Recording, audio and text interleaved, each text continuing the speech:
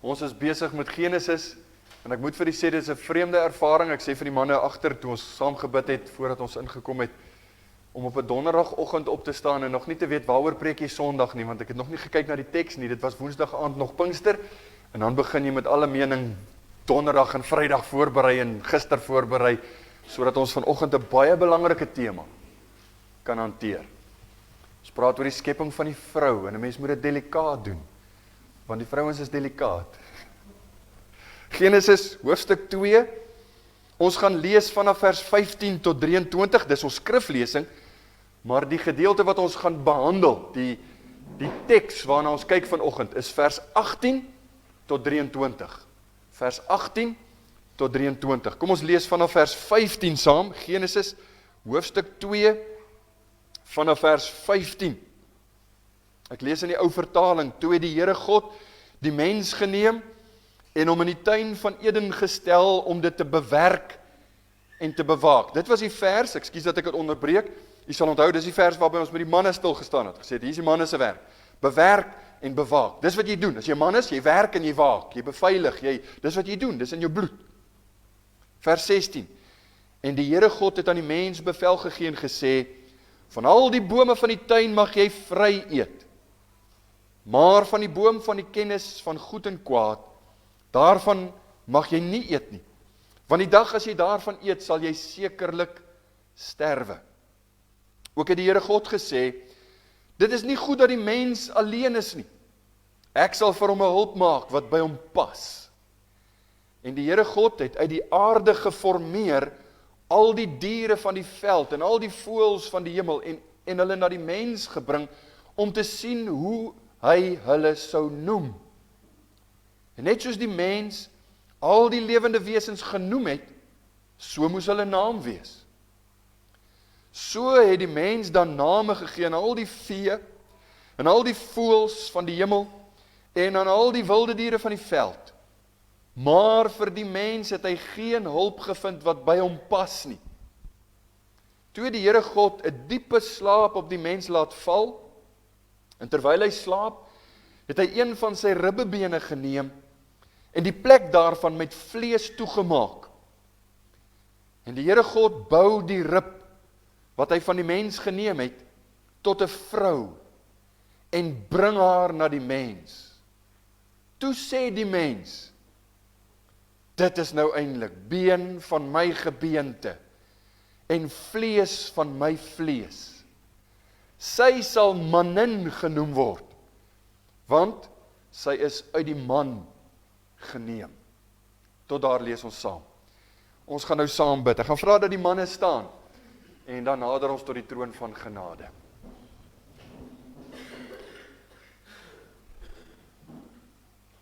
O Here, wie is soos U onder die gode? Wie is soos U verheerlik in heiligheid, gedig en roemryke dade, een wat wonders doen? U het die regterhand uitgestrek, en die aarde het U vyande verslind, want U is 'n God wat regeer, wat oor alles heers. Ons aanbid U. Vanmôre is ons bymekaar om te praat oor 'n baie interessante tema. Elke keer as ons na die skrif gaan en ons is by die volgende versie of versies, dan besef ons, U is alwys, U leer ons, U lei ons, tree vir tree, stap ons deur Bybelboeke, in hierdie geval Genesis, daar's belangrike dinge wat ons moet verstaan, wat ons moet raak sien, veral in Genesis, omdat dit die basis lê, die beginsels vir ons gee, van hierdie wêreld wat U geskape het. En as ons vanoggend praat oor die vrou, miskien ietsie sê ook oor die huwelik, wat belangrik is, dan is my gebed dat U elkeen sal seën, elke hoorder sal toerus met die waarheid. Dis hierdie waarheid wat ons sal ken, die waarheid wat ons sal vrymaak. Dis in hierdie waarheid wat ons wil wandel. Dis hoekom ons hier is. Ons wil tog nie hiernatoe kom net om te hoor wat ons wil hoor nie. U verander ons, U bou in ons die toerusting wat ons nodig het, om tot eer van U naam te lewe. Sal U ons vanoggend saam seën, sal U hierdie woord bewaar in ons harte, sal U ons genadig wees. Amen.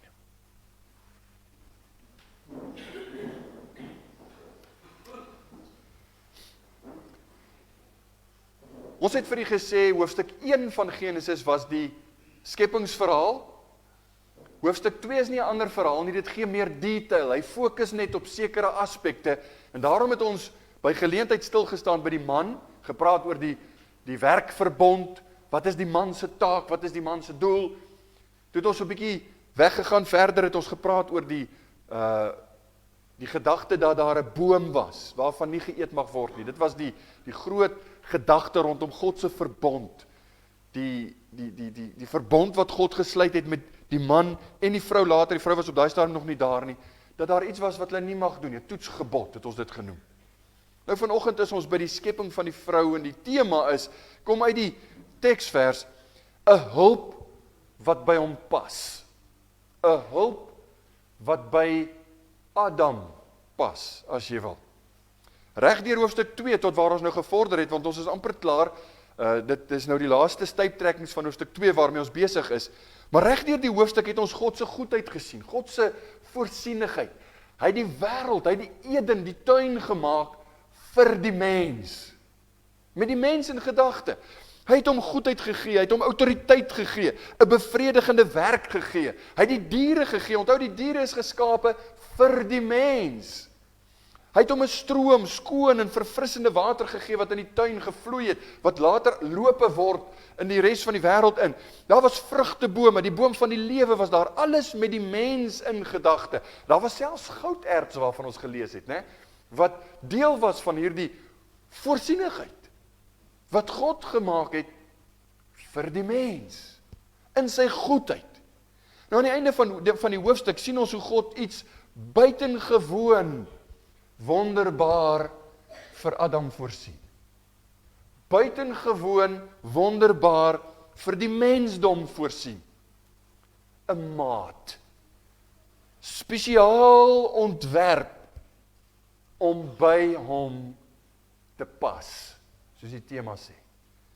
'n Hulp wat by hom pas. En die belangrikheid van hierdie geskenk wat God vir die mens bring, wat God vir Adam gee, word eintlik onderstreep deur 'n baie besondere uitspraak. Reg deur hierdie vertelling lees jy, om die waarheid te sê, in hoofstuk 1 7 keer die woorde, toe God geskaap het, dan sê hy, God het geskep eerste dag so, en dit was goed, en dit was goed, en dit was goed. 7 keer, die 7de keer, dit was baie goed. Maar nou kom hy in hoofstuk 2 en hy sê, iets is nie goed nie. En hy sal ingryp. God gaan iets doen om hierdie saak te beredder. Genesis 2 vers 18, ook het die Here God gesê, dit is nie goed dat die mens alleen is nie. Ek sal vir hom 'n hulp maak wat by hom pas. Dis ons tema. Dis nie goed dat die mens alleen is. Dis nie goed dat Adam alleen is nie. Ek sal vir hom 'n hulp maak wat by hom pas. God gee vir die mensdom 'n besondere geskenk. En weet jy wat is die naam van daai geskenk? Dis 'n institusie genaamd die huwelik. Dis waar die huwelik begin het. Die man kry 'n hulp in die vrou, en die vrou kry 'n maat, 'n kameraad as jy wil, in die man. Die huwelik word in ons gedeelte beskryf, en as jy die beginsels daarvan verstaan, dan sien jy die huwelik as iets wat deur God geskep is, ingestel is, en beheer word deur sy voorskrifte. Dis die krisis wat ons het. Wanneer daar huwelikskwessies is, dan is dit omdat ons dit nie doen volgens God se voorskrifte nie. Daarom is dit belangrik dat ons die beginsels reg sal verstaan. Ons kulture, en ons regerings, en ons mense kan maak en hulle kan sê wat hulle wil, maar die huwelik as institusie of as instelling behoort aan God. En dit funksioneer reg volgens sy voorskrifte. Daar's geen alternatief nie, daar's geen ander manier nie. As jy 'n gesonde, goeie, vervullende, gelukkige, vreugdevolle huwelik wil hê, dan moet dit wees en ingerig word volgens die voorskrifte van God. En die beginsel met die skep van Eva, hierdie geskenk wat God nou gee. En dis vir my nie toevallig, jy weet, toe ek nou voorberei en ek sê vir ek het donderdagoggend letterlik begin eers. Ek sien net op die sosiale media iewers, dis nou Pride Month, het jy geweet dis Pride Month? Ek het nie eens geweet daar is so iets nie. Nou is dit nie toevallig dat ons nou hieroor praat nie, né? Want sommer met die intrapslag wil ek vir u sê, die beginsel is duidelik. God het gesê, een man, een vrou, dis die huwelik. Dis so eenvoudig, selfs die kindertjies kan dit verstaan, maar blykbaar kan die geleerdes van ons tyd dit nie verstaan nie, en ek hoop dis die laaste, want moet nie laat ek begin oor hierdie tema nie. Dit gaan my verstand te bowe, dat mense in hulle dwaasheid, die eenvoud en die wonderlikheid van God se waarhede een kant toe skuif, op soek na wat? 'n verwarde kultuur en samelewing. Een man, een vrou, dis 'n huwelik. Nou daar's twee doelwitte wat God het, en hy sê dit vir ons in die teks, daar's twee doelwitte.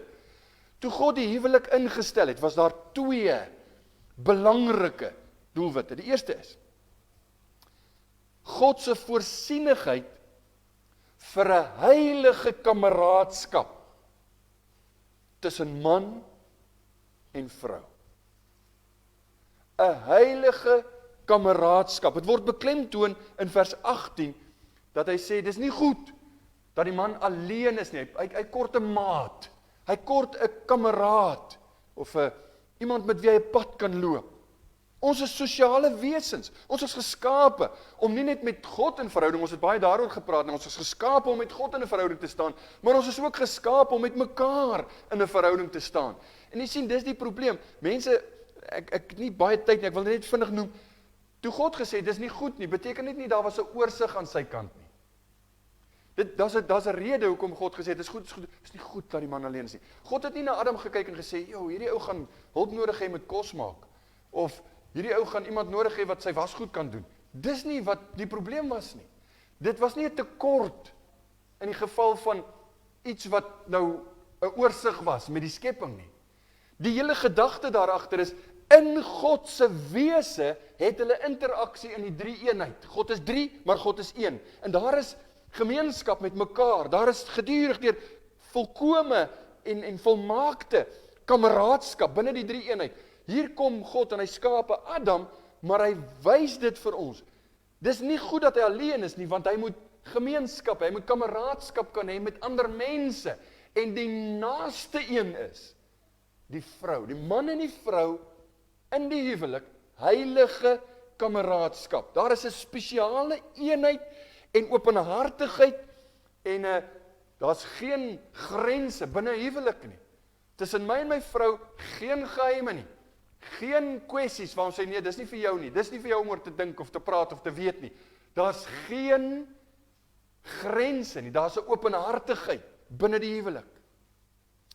Dis geen wonder dat jare daarna Salomo sê in Spreuke 18 vers 22, wie 'n vrou gevind het, het iets goeds gevind en 'n welgevalle van die Here verkry. Jy sal nie alleen wees nie, jy het 'n maat wat met God se bedoeling vir jou 'n kameraad sal wees. En ons gaan nog baie daaroor sê. Die tweede doel van die huwelik was natuurlik die voortplanting van die mens. Die voortplanting van die mens. Ag, ek weet nie hoe lank dit die geslag waarin ons nou bevind, hoe lank gaan dit hulle vat om uit te vind? 2 mans kan nie voortplant nie.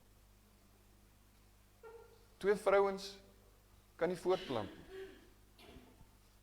Vir die bestaan van die menslike ras is dit nodig dat God gesê het, 1 man, 1 vrou, huwelik. Psalm 128 vers, die Psalm 128 word deur Spurgeon genoem die gesinspsalm.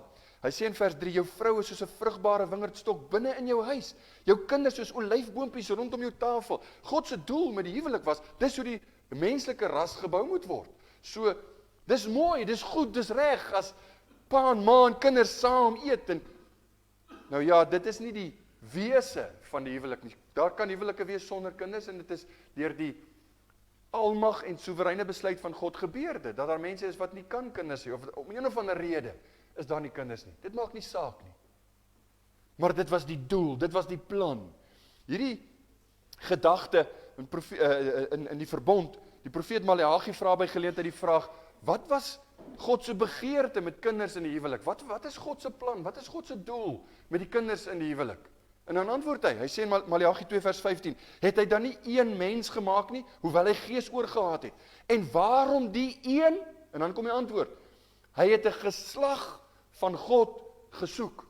Die Engelse vertalings, meeste van hulle sê, a godly offspring. God wil hê ons moet ons kinders grootmaak in die weë van God, om hom te volg, om hom te dien, om hom te ken.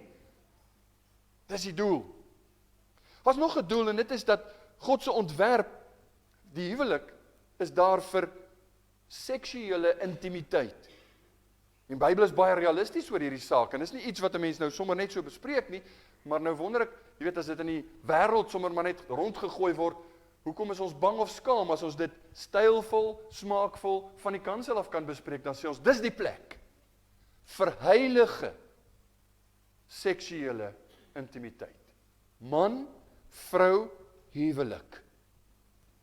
Paulus sê in 1 Korintiërs 7 vers 2, maar vanweë die hoererye, en met die woord omvang hy alle seksuele immoraliteit. Alle forme daarvan. Vanweë hierdie tipe dinge moet elke man sy eie vrou hê en elke vrou moet haar eie man hê. Sien nie? Een man, een vrou binne die huwelik. Daar's die grense binne God se plan. Later sê Paulus in vers 9 van 1 Korintiërs 7, dis beter om te trou as om van begeerte te brand. Wat vir ons wys, God se idee was eerder as losbandigheid.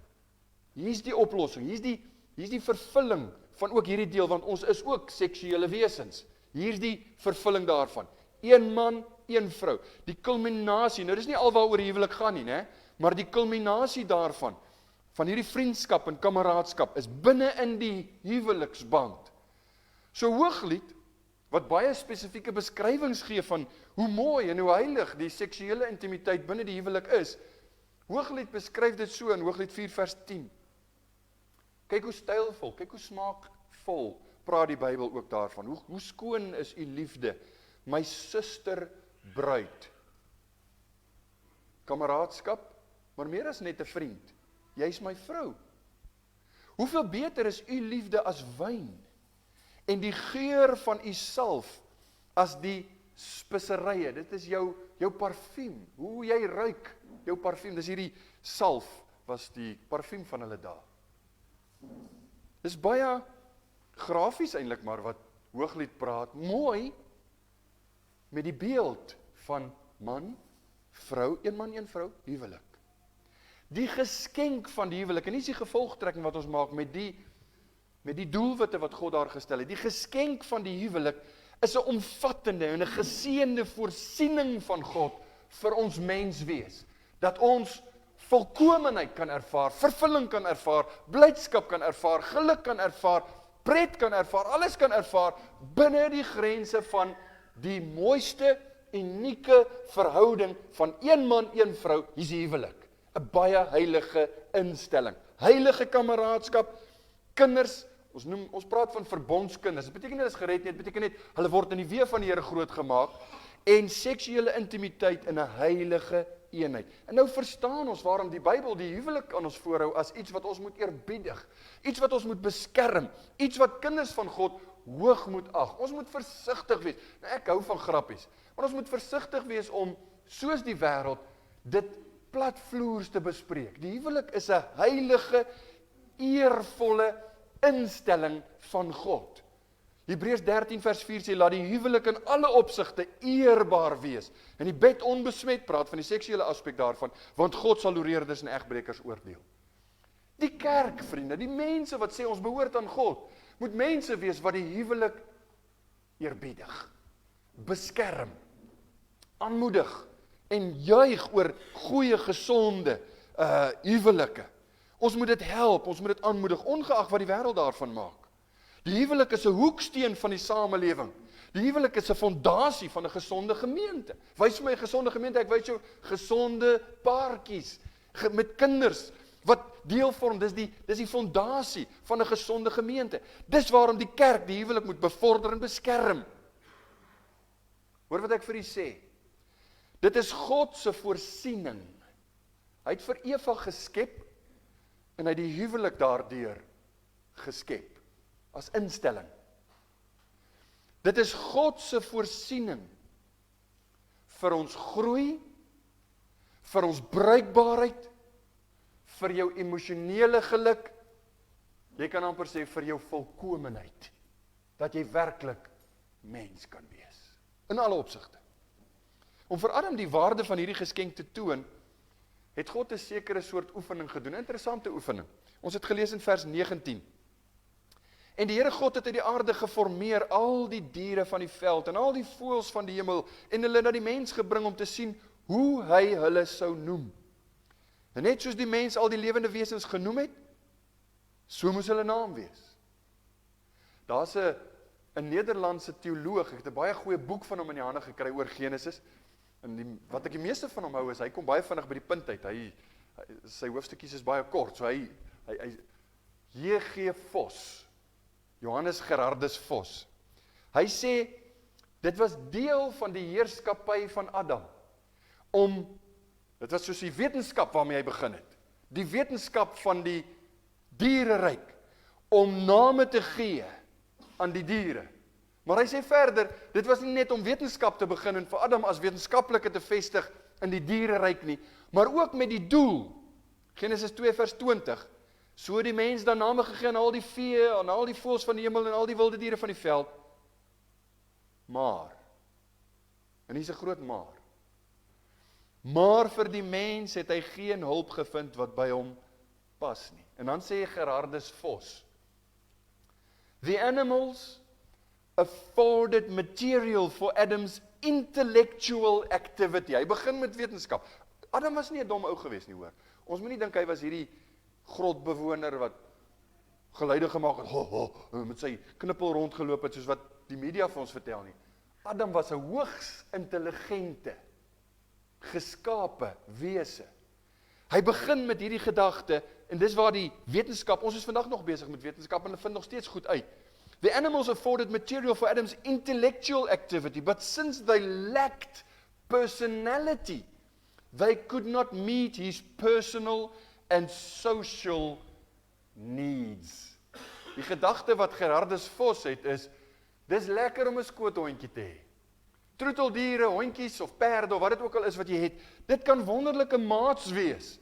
Jy kan op 'n sekere vlak met hulle omgaan. Hulle het 'n persoonlikheid, maar dis op 'n laer vlak nie waar nie. Jy kan vir Fluffy vertel van al jou hartseer en hy sal luister. Maar hy gaan jou nie terug antwoord nie, want hy verstaan nie wat jy vir hom sê nie. Hy verstaan dalk as jy hartseer is. Hulle sê mos katte en honde weet. Maar hy verstaan nie, hy kan niks daaraan doen. Want dis op 'n laer vlak wat ons met ons troeteldiere se persoonlikhede dan nou kan omgaan. Maar God se ware kameraad vir Adam. God se unieke, volmaakte kameraad vir Adam het hy ontwerp om langs aan hom te wees. Een wat ook geskape is na die beeld van God. Een wat 'n ware hulp sal wees vir die werk wat Adam het om te doen. Want God se taak gee aan die mensdom. En Adam kry nou 'n hulp, iemand wat langs aan hom staan om hierdie werk van God te doen. Derek Kidner, 'n ander kommentaar, sê hy sê God het Adam gewys dat sy heerskappy bestaan nie net uit brute dominansie nie, maar en dan gebruik hy 'n woord wat ons nie die ewe knie het in Afrikaans nie, in fellowship, in gemeenskap, in daai verhoudingsaspek, in fellowship, en dat hy nie werklik sal lewe, indien hy nie leer om lief te hê nie. Adam gaan nie werklik waar lewe hê, as hy nie leer hoe om lief te hê nie. Die status, die waardigheid en die roeping van die vrou wat nou geskape word om Adam se hulp te wees, om Adam se ewe knie te wees in hierdie roeping. Luister mooi, die status, waardigheid en roeping van die vrou word so mooi uitgebeeld in die Bybel.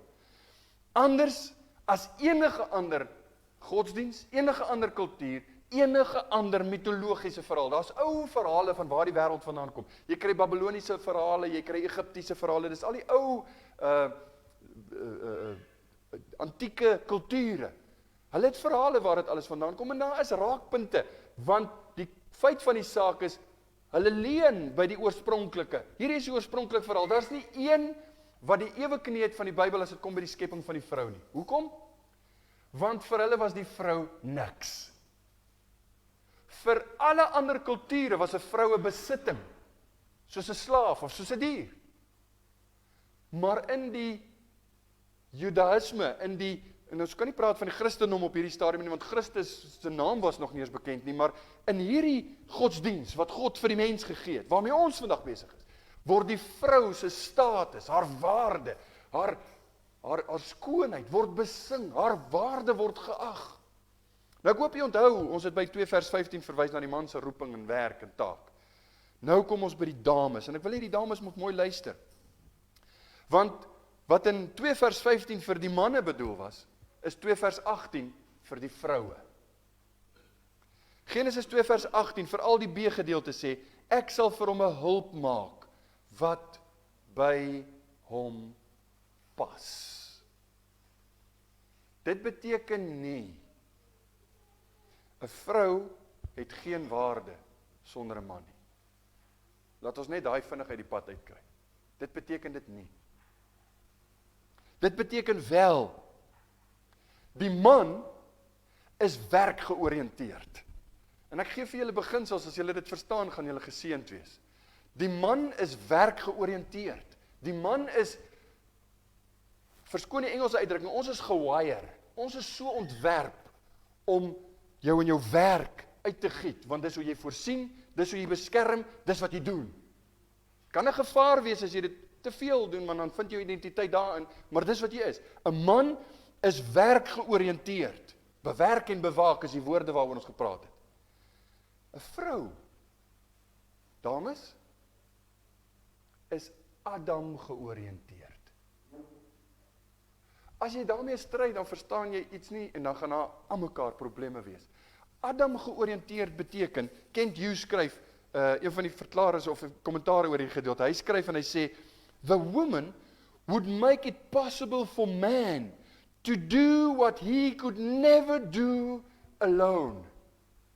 Something very good would now fill man's aloneness. Hierdie hulp wat by hom pas, het vir baie vroue 'n negatiewe konnotasie, né? Dit lyk asof, waar word ons dan nou nie geag nie, of wat word hier nou neergepraat of afgekyk op ons? Nou ek wil vir iets sê, en ek wil vir iets wys vanoggend, en almal moet baie mooi luister. Die gesindheid van iemand wat sê, hoekom word 'n vrou nou net verwys na as 'n hulp? Die gesindheid daarvan, echo meer die gesindheid van die disippels, toe hulle gestry het, wie is die grootste in die koninkryk, as om te sê, kom ons doen navorsing en kyk, wat bedoel die Bybel met 'n hulp? Wat bedoel die Bybel met, ek sal vir hom 'n hulp maak, wat by hom pas? Weet jy wie is die een in die Bybel, wat die meeste bekend gestel word aan ons as die hulp? Is God self. God self. Dit verwys na sterkte, dit verwys na bevoegdheid, jy kan, dit wys na bekwaamheid, dit wys na waardevolle bydrae, dit praat van iemand wat toegerus is, bekwaam is, geroep word, om iets te doen wat niemand anders kan doen nie. Dink aan Psalm 121 vers 1 en 2. Bedevaartslied, ek slaan my oë op na die berge, waar sal my hulp vandaan kom? My hulp is van die Here wat hemel en aarde geskaap het. Dis die bekendste voorbeeld wat ek maar net saamgebring het, maar daar is soveel gevalle. God is my hulp en my toevlug. God is my hulp, en is presies dieselfde woord as wat God sê, ek sal vir hom 'n hulp maak wat by hom pas. Dit beteken, dis 'n goddelike, unieke hulp. Die rede waarom die vroue hulp kan wees, is omdat sy bepaalde eienskappe het. God het julle gemaak met merkwaardige eienskappe om iets na vore te bring, resultate te kan bring in haar man se lewe. Daar steek 'n stuk waarheid in die woorde wat, ek ken baie ou tannies wat sê, my man is die hoof, maar ek is die nek. Julle het dit al gehoor, né? Daar steek waarheid in.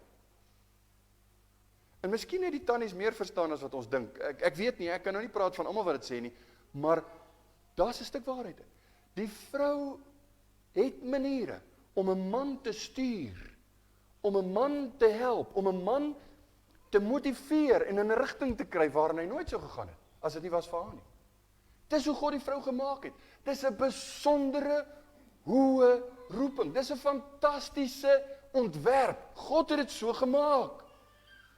Volgens hierdie roeping moet die vrou haar man bystaan. Met hierdie heilige kameraadskap. Jy moet jou man se geheime bewaar. Jy moet jou man se oor wees. Jy moet jou man bystaan. Heilige kameraadskap. En dit gaan, daar's baie te sê van, daar's baie wat ek kon sê. Ek moes eintlik 'n reeks boodskappe gebring. Julle moet saam lees, saam Bybelstudie hou, saam bid. Geestelike, heilige kameraadskap. Jy moet jou man bemoedig. Jy kan hom bemoedig, soos wat niemand anders kan nie. Jy moet jou man ondersteun. Dis alles wat 'n vrou moet doen aan haar eie man. Haar man. Die hulp wat God gemaak het vir die man, beteken nie, soos wat sommige mense dink, hier's nou die hoofpad na slawerny, want die man is die hoof, en die vrou is die slaaf. Vir baie klink dit so, en ek moet bely, vir baie mans klink dit so. Die man is die hoof, so hy moet gedien word, en ek hou daarvan om gedien te word. En die vrou is die hulp, en sy word geroep om te dien. Dit klink vir my na 'n wenkombinasie, so ek word gedien, my vrou dien my, en dis hoe dit werk. Dis 'n hoofpad na slawerny. Dis nie wat God bedoel het nie, nee. Luister mooi soos wat die Bybel dit vir ons skilder. Die man is die dienaar-leier, die vrou is die dienaar-hulp. Wie is die dienaar? Albei, nie waar nie. Ons dien mekaar. Die vrou is nie sonder enige hulp nie. Die vrou het ook die man. Maar haar taak, en sy is gemaak om hom op 'n manier by te staan wat niemand anders kan nie. Nou wil ek ook net dit sê, die vrou is nie sommer net enige soort hulp nie, né? Kyk mooi na vers 18b weer. Ek sal vir hom 'n hulp maak wat by hom pas. Dit beteken letterlik, die Hebreëse woord neget, wat ewe kneed word vertaal met dieselfde parallel teenoor hom soos 'n spieelbeeld, amper kan jy sê.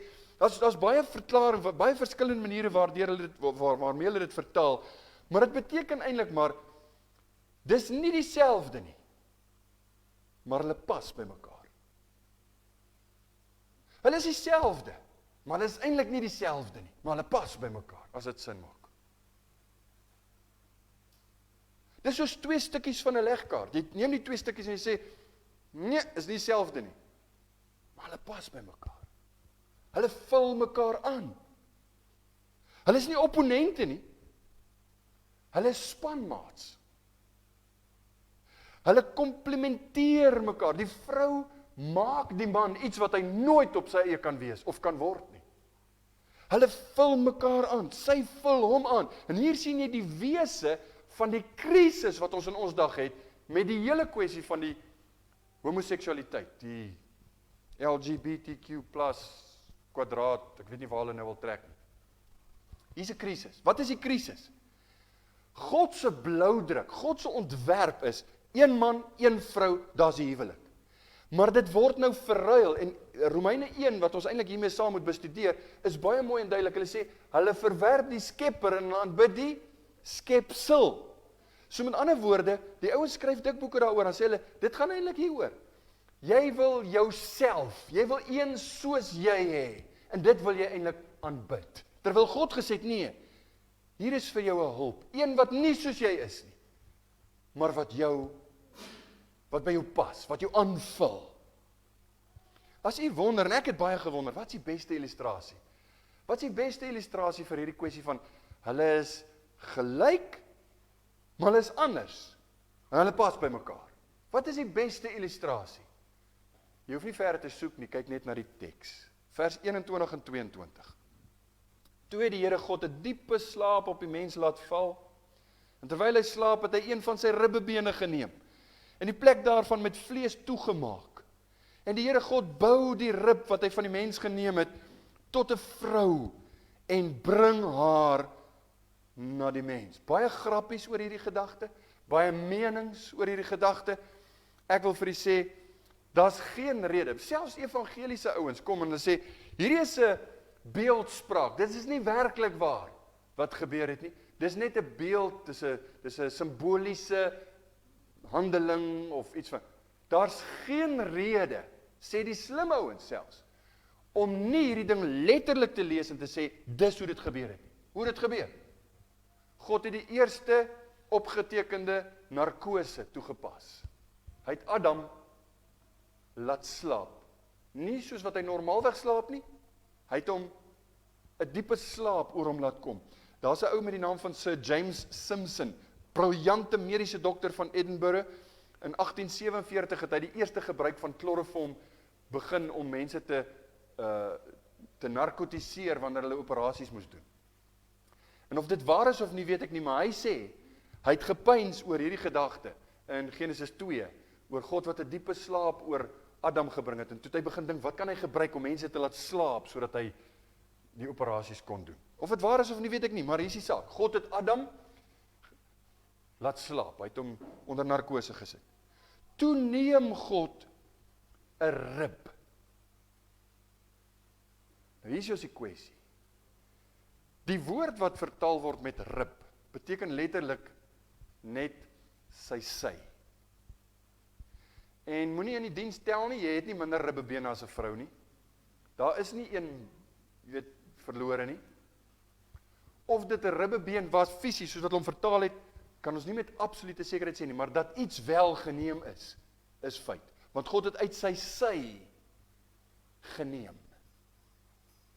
Uit sy, dis letterlik wat daar staan, word daar geneem. Het word vertaal met die sykante van die tempel, of die sypanele van die ark. Dis dieselfde woord wat gebruik word. So dis al wat daar staan, daar word nie na rib verwys nie. Maar om by Adam te pas, maak God 'n helper uit hom, deel van hom. En daar's twee belangrike gedagtes omtrent hierdie prosedure. Die eerste een is, hy's versoenbaar, of verskoon tog sy, die een wat nou gemaak word uit Adam, is versoenbaar met die man. Sy's gemaak vir die man, en daarom kom sy uit die man. Lewis Johnson, ou dominee, hy sê, it is essential, hy is al dood, hy lewe nie meer nie, maar hy was 'n ou dominee in Amerika. It is essential that Eve be of Adam and of the race.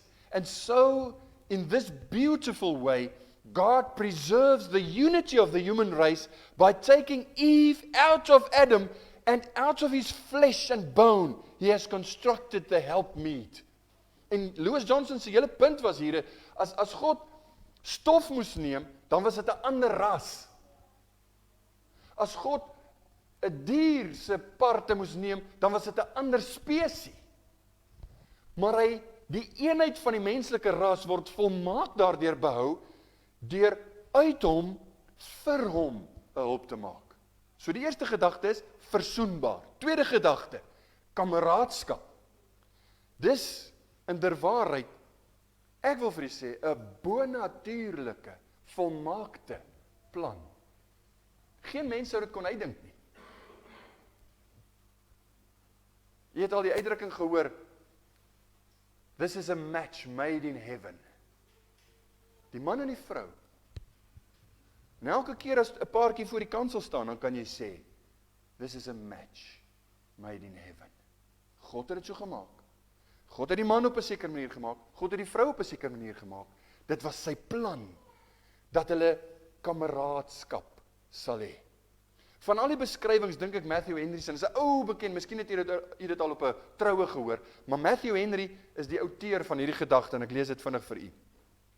Eve was not made out of the head to rule over him, nor out of his feet to be trampled upon by him, but out of his side to be equal with him, under his arm to be protected, and near his heart to be beloved. Dis mooi, né? Dis 'n volmaakte plan, vriende. Dis 'n goddelike, bonatuurlike plan. En ek besef, na die sondeval beleef ons almal dit nie. In ons huwelike beleef ons dalk nie hierdie absolute wonderlike harmonie, match made in heaven, en dis altyd net maanskyn en rose nie. Vir sommige is daar maar stampe en stote, en ons moet daardeur werk, en ons moet mekaar verdra en vergewe, en ons gaan aan. Maar ons kan ten minste sê, en ek dink jy sal saamstem, wat 'n wonderlike geskenk van God. Wat 'n wonderlike plan en 'n geskenk wat God gegee het Nie net vir die man nie, vir die mensdom. Vir die mensdom. 'n hulp, 'n maat wat by hom pas. Dis die teks. En nou moet ons vinnig 'n paar implikasies behandel. Ek gaan baie vinnig probeer wees. Daar's 'n paar implikasies of toepassings as jy wil, wat ons uit hierdie teks moet maak. U verstaan, ons verstaan nou die teks, ons sien hierdie voorsienigheid van God, ons sien sy heerlikheid. Wat is die implikasies vir jou en vir my as ons hier wegstap vandag? Die eerste ding, ons sien 'n duidelike geslagsidentiteit. Ons sien 'n duidelike geslagsidentiteit. Dit waaroor die wêreld tans so verward is, die Bybel sê, God bepaal jou geslag. God het gesê, jy is 'n man, en daai een is 'n vrou, God bepaal die geslag. Daar is geen boereraad, daar is geen manipulasie wat in 'n laboratorium iewers gemaak kan word. Daar is geen manier om hierdie kwessie te probeer manipuleer nie. God bepaal die geslag. Adam is gemaak uit die stof van die aarde. Eva is gemaak uit Adam. Hulle is dieselfde, maar hulle is anders. Die vrou is ingewikkeld. Die vrou is kompleks. Die vrou is meer subtiel, baie delikaat. Vir 'n rede. Daar's 'n doel. Dit was nie toevallig nie, daar's 'n doel daarmee. Vers 22, en die Here God bou die rib wat hy van die mens geneem het tot 'n vrou en bring haar na die mens. Ek weet nie of jy opgelet het, in Afrikaans is dit duidelik, maar as jy nou selfs 'n bietjie dieper grawe, dan gaan jy sien daar's soos verskillende werkwoorde wat God gebruik het met die maak van die man en die maak van die vrou. Met die maak van die man het die Afrikaanse vertaling gesê, hy het hom geformeer. Kyk na vers 7, hy het hom geformeer uit die stof van die aarde. En ek het nog destyds vir u gesê, die sterkste beeld daarvan is soos wat 'n pottebakker 'n stuk klei vat en hy vorm dit, hy formeer. Dis hoe God vir Adam gemaak het. Hy het hom geformeer. Lekker sterk spiere, groot skouers, breë skouers. Hy het hom gemaak. Maar toe by die vrou kom, vers 22, sê hy het die rib gevat en hom gebou. Ongeag wat hy gevat het, kan 'n rib wees, ons weet nie, maar hy vat die stuk van Adam en hy bou dit. En weet jy wat is die konnotasie? Die Hebreëus, nou moet ons gaan kyk na die nuances in die Hebreëse taal. Dit het te doen met kunswerk. Dit het te doen met 'n fyner, 'n delikate, daar's 'n baie sterk gedagte van skoonheid wat daarmee saamgaan.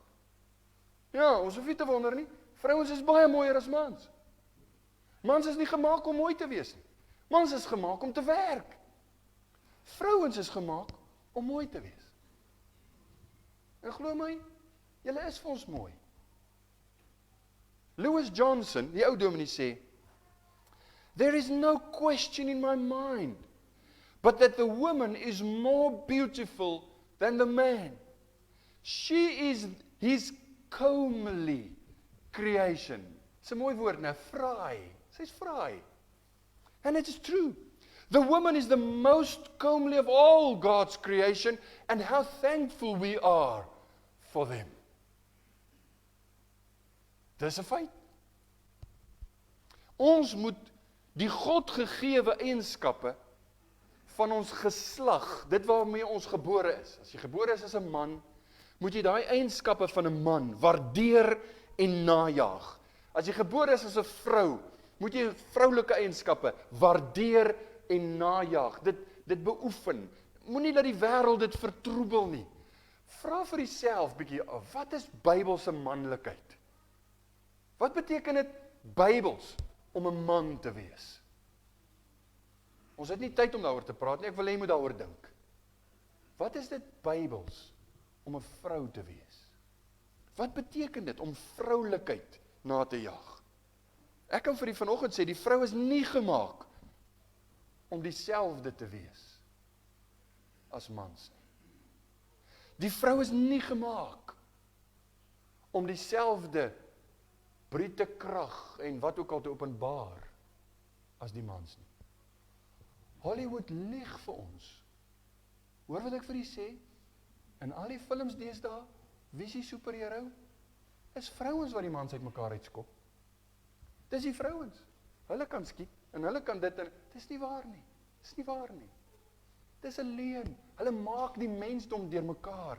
'n vrou is gemaak om 'n vrou te wees. Die man is nie veronderstel ook om sy feministiese kant te soek en dit te probeer ontwikkel nie. Dames, julle moenie dink ek is ongebalanseerd as ek nou sê, vrouens is gemaak om mooi te wees nie. God het so gesê. Maar daar's 'n grasie van wat die Bybel van praat, van 'n innerlike skoonheid. En julle weet baie goed. Julle weet bitter mooi goed. Dit gaan nie noodwendig oor die uiterlike nie. Maar as jy innerlik mooi is, as jy skoonheid openbaar in jou gesindheid, in jou karakter, dan is dit mooi. Dan is dis 'n mooi jong meisie, dis 'n mooi vrou. Sy's aangenaam. Dis hoe dit werk. Dis waarvan Petrus praat, 1 Petrus 3, vers 3 en 4. Julle versiering moenie uiterlik wees nie. Dit beteken bloot net, moenie dit najaag, soos wat die wêreld dit doen, dat al die aandag moet op jou wees nie. Al die aandag moet op jou kurwes en al die aandag moet op jou skoonheid en op dit. Die aandag moet nie daar wees nie. Dis nie verkeerd as jy jouself mooi maak nie. Dis nie verkeerd as jy jouself versorg nie. Maar julle versiering moet nie uiterlik wees nie. Haarvlegtery nie, omhang van goud en nie aantrek van klere nie, maar die verborgde mens van die hart in die onverganklike versiering van 'n sagmoedige en stille gees, hoor mooi, wat baie kosbaar is voor God. Dis die skoonheid waarna God in julle soek, in die vrouens, is na die innerlike, die karakter moet mooi en versier wees. Luister vriende, hoekom is dit nodig om hiervan te praat? Want die kerk se getuienis hang hiervan af. Hoe ons lewe as mans, hoe ons optree as vrouens, hoe ons agter ons mans praat, hoe ons van ons vrouens praat, hoe ons oor hierdie ding omgaan, dis die getuienis wat uitgedra word. En ons mag nie toelaat dat die wêreld ons beroof van dit wat die Here gesê het. Dis hoe dit moet wees, dis hoe ek dit wil hê. Man, vrou, so moet julle wees. Ons moet hierdie dinge bedink, uitleef. Die tweede implikasie, daar's geslagsidentiteit. Moenie laat die wêreld jou die mekaar maak. Die tweede implikasie, die huwelik is ontwerp om moeilik te wees. Nou mag jy vir ons, wat gaan nou hier aan? Dis 'n seën, die huwelik is 'n seën, maar God het dit so ontwerp, dat dit 'n uitdaging gaan bly. Dit maak nie saak hoe lank julle getroud is nie, dit gaan 'n uitdaging bly. Jy hoor baie keer vrouens sal sê, na 30 jaar verstaan jy my nog nie. Dis een van die vrae wat mans baie versigtig oor moet wees, want wat ons reageer, en ek praat nou namens die mans, dames, as ek vir julle sê, ons reageer anders. Ons verwerk dinge anders. Ons dink anders oor dinge. Die vraag is, hoekom sal God dit doen? Hoekom sal hy twee mense by mekaar sit wat net so anders is? Een is van Venus en die ander is van Mars. Hoekom? Julle ken mos die boek. Hoekom? Want hy wil hê ons moet leer om lief te hê. En lief hê is wanneer dit moeilik is. Om lief te hê as dit maklik is nie regtig liefde nie. Dis net lekker. Maar om lief te hê as dit moeilik is, dis die moeite werd. Hy wil hê ons moet leer hoe om lief te hê. Hy wil hê ons moet leer hoe om te vergewe. Hy wil hê ons moet leer hoe om te kommunikeer. Hy wil hê ons moet groei in ons mens wees. Die huwelik is gemaak om moeilik te wees. Derde implikasie. Die skepping openbaar orde en hiërargie. In die huwelik is daar orde en in die huwelik is daar 'n hiërargie. Ons kan nie daarvan wegkom nie. Volg die redenasie. Daar's 'n geweldige ding in ons dag, in die kerklike kringe nou, oor die kwessie van vrouens wat predikante en ouderlinge wil word. Paulus sê, nee. Die Bybel sê, nee. Glo my, jy moet 'n swart viltpen vat, as jy teksverse wil uithaal, om hierdie gedagte te kan regverdig, om te sê, vrouens mag predikante wees, of pastore, of ouderlinge, of wat ook al. Paulus se redenasie, 1 Timoteus 2, vrouens word nie toegelaat om te regeer nie. Dit gaan oor die regering. Dis nie dat vrouens nie kan nie, hulle word nie toegelaat nie. Hoekom nie? Want hulle mag nie regeer nie. Hulle mag nie regeer in die kerk nie, en hulle mag nie regeer in die huis nie. 1 Timoteus 2 vers 13, dis sy redenasie. Die hele verloop van die ding gaan na vers 13 toe, want Adam is eerste gemaak, daarna Eva. Daar's 'n spesifieke kronologie wat aangegee word met die doel van eers die man, dan die vrou. Daar's 'n rede. Hoekom? Want die man is die leier, die vrou is die hulp.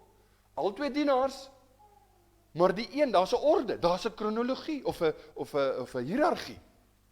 Nou is daar vrouens wat sê, maar wil jy vir my sê daar's nou 'n hoofskap, jy weet hierdie hiërargie in die huis en in die kerk, en die Bybel sê ja, daar is. Daar is. Dis dalk nie soos wat sommige mense dink dit is nie. Dit lyk nie soos wat sommige dink dit moet lyk nie. Maar daar is. Die Bybel leer dit. En hier is die hiërargie. 1 Korintiërs 11 vers 3. Maar ek wil hê dat julle moet weet dat Christus die hoof is van elke man. En die man die hoof van die vrou. En God die hoof van Christus. Daar's 'n hiërargie. Jy kan nie daarvan wegkom nie. As jy nie daarvan hou nie, moet jy 'n bladsy uit jou Bybel uitskeer. En as jy een bladsy uitskeer, kan jy net sowel alles weggooi. Die man is die leier. En die vrou moet gewillig volg. Ek praat van die huwelik. En in die kerk. Dit word ook gesien in die feit dat, let mooi op, Adam gee name. Hy's geskape en hy's die federale hoof. En hy gee name. Al die diere kry name. En toe kom God en hy maak vir hom sy maat, sy hulp, sy besondere een wat by hom pas. En wat doen hy? Hy gee vir haar ook 'n naam. Vers 23. Toe sê die mens, dis nou Adam, dit is nou eintlik been van my gebeente en vlees van my vlees. Sy sal manin genoem word, want sy is uit die man geneem. Dis die teks waarna die hele Nuwe Testament, Jesus in kluis, wys as hy praat van die leierskap van die man. Wat moet 'n man wees? Hy's die leier, hy's die een wat voorloop. Hy's 'n dienaarleier.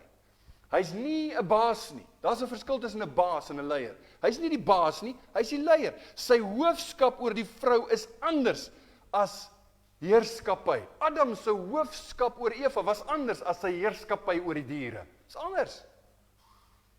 Hy's 'n liefdevolle dienaarleier. Die Bybel leer dat die manlike hoofskap in die huwelik en in die kerk, dis nie iets waaroor ons stem nie, dis nie iets waaroor ons onderhandel nie, dis nie iets wat ons moet besluit wie is die slimste of wie is die mooiste, dan gaan die mans elke keer verloor, soos wat ek vir u gesê het. Jy weet, wie moet nou die werk kry van leier? Die Bybel sê, dis die man. Hoekom? Want God het so gesê. Klaar. Efesiërs 5 vers 23, 1 Timoteus 2 vers 11 tot 13, gaan lees dit. Dis nie waar, nou wil ek net vinnig iets van die tafel afvee, wat sommige mense nou mee loop, 'n verkeerde konsep. Dis nie waar, dat alle mans aangestel is en gesag het oor alle vrouens nie. Dis nie waar nie. Een man, een vrou in die huwelik. As jy by die werk kom en jy het 'n baas wat bo jou is en sy's 'n vrou, kan jy nie sê man, jy's 'n vrou, ek luister nie na jou nie. Dan is jy buite pas met God se wil en plan. Alle mans is nie die leiers van alle vrouens nie. Maar in die huwelik, in die huis en in die kerk is dit God se model, is dit God se bloudruk. Nou sien jy die probleem met vroue dominees, né? Want as hulle by die huis kom, wie is nou die leier? Daar's 'n krisis. Hier is 'n van die vrou se kant af 'n vrywillige onderdanigheid. Die Bybel sê nie vir die man, mans, julle moet toesien dat julle vrouens onderdanig is. Dit werk nie so. Dis 'n gesindheid van die vrou se kant af om te sê, jy's my hoof, jy's my leier. Ek volg jou. Ek wil die beste spanmaat wees wat jy het, want ek is jou enigste spanmaat. Dit beter so bly. Ons gaan die Here dien. Dis hoe dit werk. Vierdens, nog 'n implikasie. God het bedoel dat die man en die vrou mekaar moet geniet. Ek dink ons mis 'n groot deel van God se bedoeling met die geskenk wat hy vir Adam gegee het. As jy nie die teks reg verstaan of lees nie. Ek moet bely, sonder slim ouens, sonder slim boeke, kan ek ook die Hebreëus nie regtig sommer net so optel nie. Ou, maar nou kyk daarna en dan sien jy, hier's 'n besondere geleentheid wat gebeur in Genesis 2 vers 22. Die Here God het die rib wat hy van die mens geneem het tot 'n vrou, bou die rib wat hy van die mens geneem het tot 'n vrou en bring haar na die mens. Hy bring haar, hy het haar voorgestel. aan Adam. Dis soos wanneer jy Kersgeskenke uitdeel, of wanneer boetie of sussie verjaar, en daar's 'n klomp geskenkies, daar's soos 'n klein persentjie, 'n klomp klein persentjies, maar daar's een special een wat jy het, en jy hou hom een kant, tot almal al die geskenke gegee, dan gaan haal jy hierdie monster van 'n geskenk, en jy sê, hier is hy. Dis wat God gedoen het, toe hy Eva vir Adam gebring het. Dit wat ons hier sien in vers 22 is wat gebeur, letterlik gebeur, by elke troue. Weet jy dit? Elke troue is mooi. Ek het al 'n hele klomp troues self waargeneem, en dan staan die bruidegom hier voor, en hy staan en wag, en hy's baie op sy senuwees, en hy staan en rondtrippel, en as daai bruidjie inkom, vroeër jare in die kerke, deesdae trou hulle mos op venues, dan is dit nou buitekant, maar die mooiste is as daai deure so oopgaan, en die bruid kom in. Nou ek moet bely, ek hou die bruidegom dop. My vrou vra baie my, hoe die bruid gelyk? Dan sê ek, sy het 'n wit rok aangehad. Dit is almal lyk vir my amper dieselfde. Maar sy is altyd mooi, maar ek hou die bruidegom dop. Want dit is hier's 'n voorstel. En die manne wat nou getroud is, sal saam met my stem. Dis die mooiste herinnering van jou lewe. Dis iets wat, dis 'n emosionele ding, né? En baie van ons huil. Die bruidegom, hy staan daar in trane en dan lag almal vir hom. Maar dis 'n verskriklike emosionele ding. Hoekom? Want dit is so groot geleentheid. Dis God se geskenk. Uniek, spesiaal vir jou. Hier is hy het nou gearriveer. Hier is hy nou sy joune. Weet jy wat sien ek in die bruidegom? Hierdie jong manne wat so staan en wag vir hulle bruid. Daar's senuwees, ja, is logies. Miskien sal Ian kan saampraat, want hy was miskien meer troues as ek. Maar jy sien in hulle oë, daar is iets van 'n afhanklikheid. Ek gee myself vir jou, en ek het jou nodig. Daar's iets van 'n liefde, natuurlik. Daar is 'n waardering, daar is 'n vreugde, daar is 'n blydskap, en dit loop oor, dan raak dit trane, want dit is al hierdie emosies, wat net, dit is oorweldigend, né? Want dit is so 'n heerlike kwessie, dit is so 'n heerlike geleentheid. Weet jy wat sê Adam, toe God dit doen, toe Adam sy huwelik plaasvind, en hier kom God met Eva. Hy stel vir Adam voor aan Eva. Weet jy wat sê Adam? Vers 23, toe sê die mens, en u kan dit nou nie sien nie, maar as jy die Hebreëus gaan kyk, dis 'n gedig. Dis 'n liefdesgedig. Dit is nou eintlik been van my gebeente en vlees van my vlees. Sy sal manin genoem word, want sy is uit die man geneem. Adam is Ish, sy is Isha. Daar's soos mooi rym. Die eerste opgetekende woorde van die mens in die Bybel is 'n liefdesgedig van Adam oor sy vrou, oor die liefde van sy lewe, bewondering vir hierdie besondere geskenk wat God vir hom gee. Hy wil hê Adam en Eva moet mekaar geniet. Onthou, dit was voor die sondeval, in 'n onskuldige tyd van hulle het alles geniet. Daar was nie dorings nie, daar was nie hartseer nie, daar was nie sonde nie, daar was nog niks, hulle het net mekaar geniet. Dis die bedoeling, dis een van die groot redes waarom God ons 'n geskenk gee van 'n leier in die man, 'n hulp in die vrou, 'n span wat mekaar geniet, in alle opsigte geniet. En die laaste gedagte, dan moet ons afsluit. God wil hê dat ons onsself vir hom moet gee. Die grootste geskenk vir Adam was Eva. Luister, Adam het nie met Eva gestaan soos party ouens as die dominee met hom praat, en hy's meer geïnteresseerd in die kudu of die olifant wat daar in die veld staan nie. Hy kon nie sy oë van hierdie geskenk afhou nie. Hy kon nie genoeg kry van hierdie geskenk wat God vir hom gegee het nie. Dit was die grootste en die wonderlikste geskenk vir Adam. Eva. Sy vrou. Weet jy wat is die grootste geskenk wat God vir die mensdom gegee het? En ek het vir u probeer sê, die hele boodskap het gehandel oor die groot geskenk van die huwelik, maar dis nie die grootste nie. Dis 'n groot geskenk. Maar die grootste geskenk wat God aan die mensdom kon gee, is sy eie seun, Jesus Christus. En jy kan nie hierdie gedeelte lees, as om te dink, daar moet iets in wees van, uit die sy neem God iets, en hy maak 'n bruid vir Adam. Hy stuur sy seun, en daar word baie grafies vertel, hoe daar bloed en water uit sy deurboorde sy, is deel van die soendood van die Here Jesus. En daaruit formeer hy sy bruid. Donald Gray Barnhouse, ook 'n ou dominee, hy het gesê, uit Jesus se sy het die kerk gekom, sy bruid, wat hy met sy bloed gekoop het. Jy kan nie dit lees, en nie daaraan dink nie. So vriende, wanneer ons vanoggend by mekaar is, en ons kyk na die skepping van die vrou, ons praat oor die huwelik, daar word belangrike dinge gesê, ek wens ons kon baie meer tyd daaraan spandeer, is die grootste kwessie hier, deur Jesus, deur sy woord, en deur die waarheid van sy woord, roep hy ons, hy wil vir ons, nooi, trek, hy is besig om jou te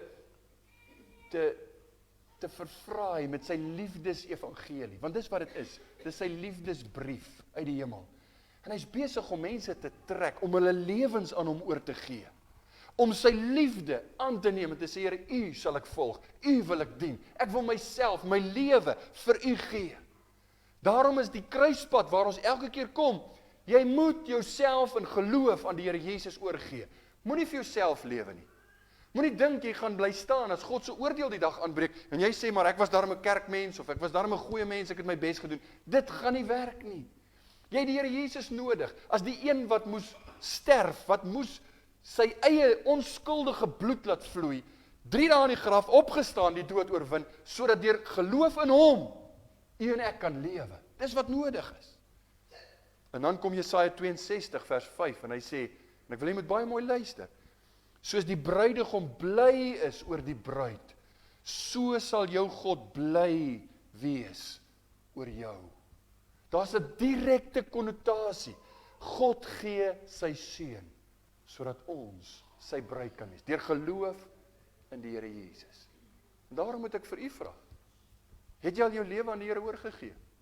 Het jy al vir hom gesê, Here, ek hou op om vir myself te lewe, want dit bring my net hartseer, droefheid en trane, dis net 'n gemors wat ek van my lewe maak, maar ek wil u dien, ek wil u volg, ek vat u woord as die woord van die lewe vir my. In geloof kom ek na u toe, vergewe my sonde, ek draai my rug op dit wat verby is, en ek gee my lewe aan u. Het u dit al gedoen? Is dit sigbaar? Is dit besig om meer en meer na vore te kom in jou lewe? As dit nie so is nie, tussen al die goeie wenke van huwelik en al die goeders, dis die belangrikste. Hier is die belangrikste, dis waar dit begin. Gee jouself vir die Here. Mag die Here ons help.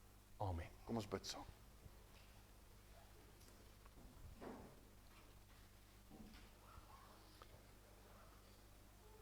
Ag Here, ons het tussen baie goeie dinge wat ons lees in die Bybel, ontsettende belangrike voorskrifte, wenke, beginsels, tussen al hierdie dinge deur het ons geëindig by die evangelie, want bo alles is dit nodig dat ons u sal sien. Dat ons u sal aanskou as die enigste een wat ons kan red. Ons dank u vir die gawe, die geskenk van die lewe wat u vir ons gegee het. En as ons mans is, dan wil ons doen dit wat 'n man veronderstel is om te doen. As ons vrouens is, wil ons doen wat vrouens veronderstel is om te doen.